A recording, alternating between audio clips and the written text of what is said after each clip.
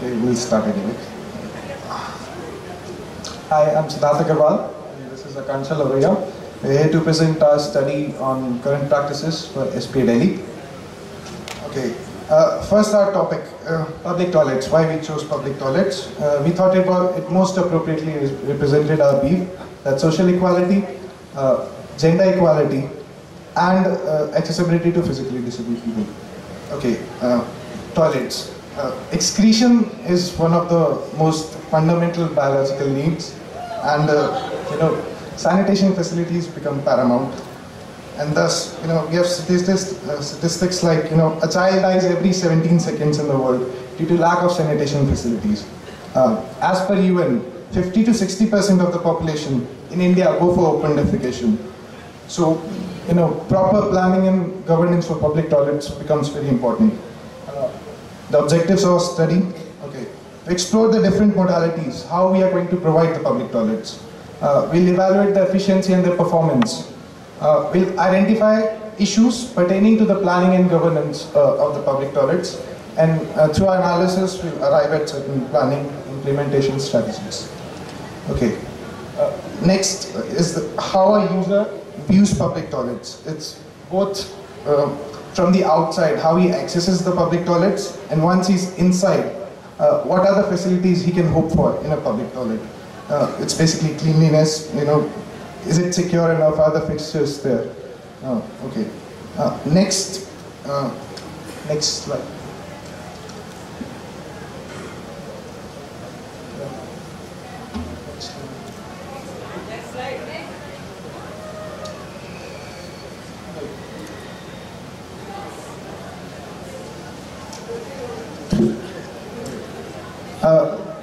Next part is our literature study. We have studied some guidelines on public toilets. Guidelines work as an assisting agents for local governments to, plan, design, construct, operate, and maintain the public toilets, and also gives guidelines on things like how to serve cities for different populations, different location criterias, different groups, what are the different needs of different groups. The first guideline we're going to study is the Guidelines on Community Toilets, 1995, given by Ministry of Urban Affairs. Basically, they classified public toilets serving two purposes. First is requirement of the low-income groups, and second, serving the floating population that came there. Further, it was divided into project preparation and the design and construction specifications. But even these guidelines had certain limitations. These were covered in the next set of guidelines, a manual on sewage and sewage treatment 2013 given by the CPH EO in collaboration with Japan International Cooperation Agency. The first limitation was they didn't cover decentralized sewage management system. Now we have technologies like eco-sanitation, waterless urinals. As the technology progresses, we have newer systems of second, they also included integrated planning approaches, location criteria of different public toilets in different locations, how to give facilities to the disabled people, and they also become gender sensitive. The ratio, there should be a 50-50 ratio among males and females. Next slide.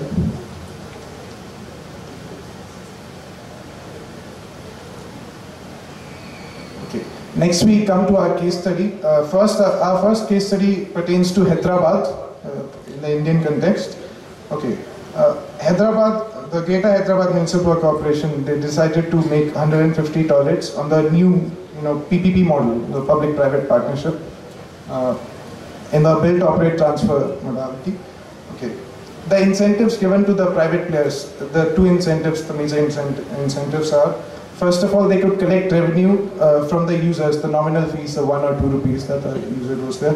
And the second, revenue generated from the advertising. Okay. As a result, 127 toilets were built by 17 different private agencies. Okay. Issues, there were certain issues that arose out of these, the model. The first was the inequitable distribution of, toilets.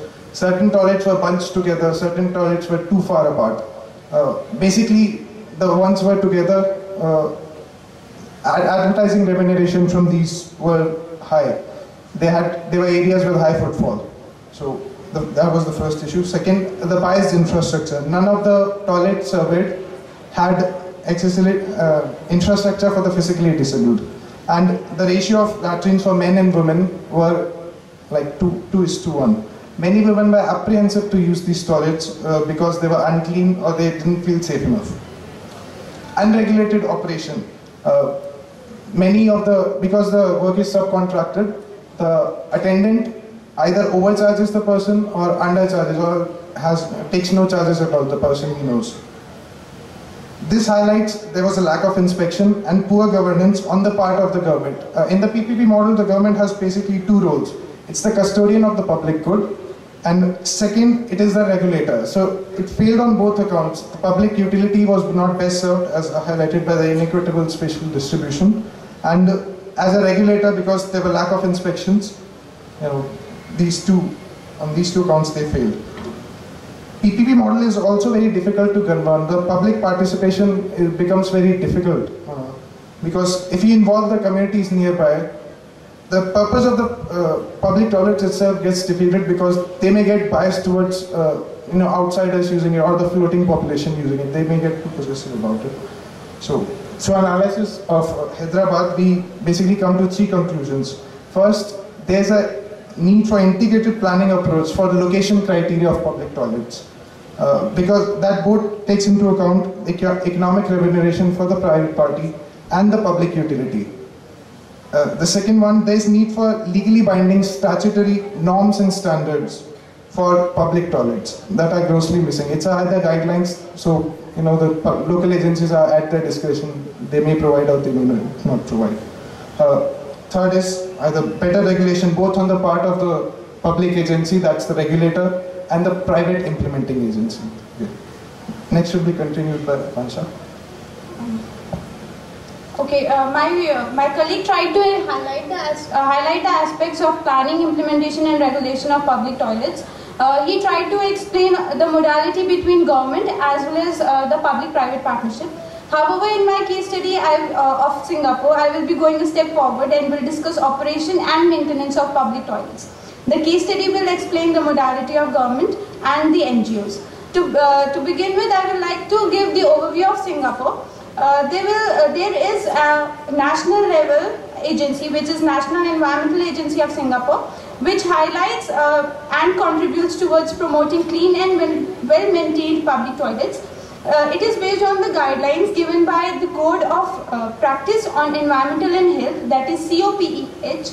The main focus areas of these guidelines are well ventilated, easy to maintain, carefully planned, handicap friendly, and include gender-based requirements. The main issues that were faced by the Singapore public were quality of maintenance and operation, overcrowding, safety issue, as well as the lack of accessibility of the disabled towards the public toilets. The main measures that were taken by NEA was to address the issues by number one, involvement of innovation technology. The second was coming up of non-profit organization, which is also known as the Restroom Association Singapore. It strives to achieve the target audience with innovative programs and activities. It engages in continuous consultation to be in pace with changing technology and arrangements. The main challenge, as all the non-government, non-profit organizations face is to meet the rising expectations of users and eliminate the standards of designs. The main framework which was adopted by RAS included outreach and education, research and development, training and standards, and the community. The non-profit organization, that is Restroom Association of Singapore, and the national level agency, that is NEA, together in a collaboration developed a Happy Toilet program, whose focus areas were design, cleanliness and maintenance of public toilets. It basically introduced an assessment table for Happy Toilet. The criteria included society's reviews for rating. There were 4 levels defined, starting from the 3 stars, which means clean restrooms, ranged to 6 stars, which meant magnificent restrooms. The main facilities included facilities in working condition, provision of basic amenities, litter-free, reasonably dry floor, and facilities. The assessment resulted in encouraging owners or operators for maintaining public toilets as well as ratings were renewable every year. Okay, coming on to the final conclusions. Time is over. Yeah, I would just like to conclude. The final conclusions are: number one, the necessity. Your time is over. Sorry. The necessity of public involvement in planning, implementation, and maintenance of public toilets, as well as statutory norms and standards. The second one is there is a need for periodic reviews and formal audits taking into consideration differentiated needs of different social groups, be it women, elderly, or physically disabled. The final highlight is it included all the three. Number one, the government which supported the program, NGOs provided the framework, and the society provided the review. Thank you.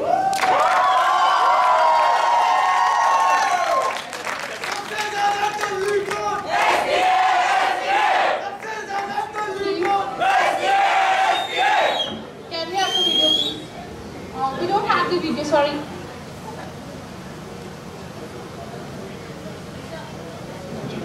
Question now.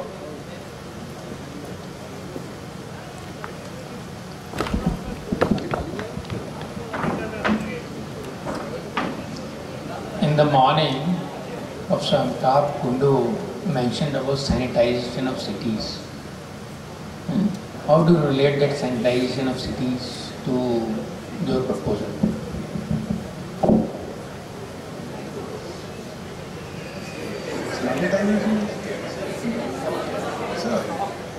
Sanitization he referred to was more towards exclusionary practices that eliminated the lower income groups or the these groups. How do you relate it to our proposals? First of all, like she concluded, involvement of people, like the public-private partnership model. We highlighted the unregulated operations. Either they were overcharging, undercharging. There was failure on the part of the government, both as a regulator and the custodian of the public good. So in our proposal, we said participation of people is, utmost during the planning, implementation, and also maintenance phases. Also. So not only the talking about the sanitation of the city, it actually it can be viewed in different aspects. Okay, either talk it in the be it in an aspect of involvement of the public or the distribution of public toilets, as we have mentioned in the case study of Hyderabad. The city itself showed differences in the spatial distribution of public toilets. If a city has a particular guideline or the standards which should be which are to be followed in a city, the public toilets can be well distributed in the city, which will actually contribute to the sanitation of the city. Not the sanitization of the city. I have two comments. One is that this is for the organizers as well as for you, that this evaluation is supposed to be an anonymous evaluation and the names should be kept confidential. Right, so everybody is saying the name of the college that they belong to, which is not right.